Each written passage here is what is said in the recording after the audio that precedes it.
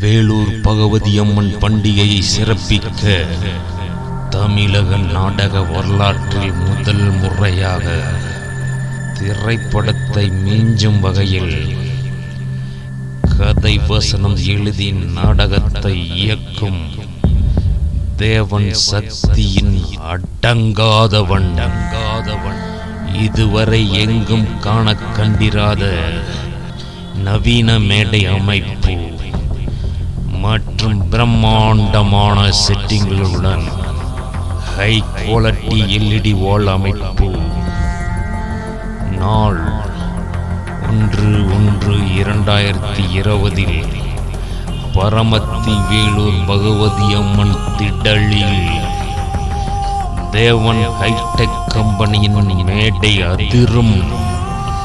தேவன் சக்தி அடங்காதவன் காணத் தவறாதீர்கள்.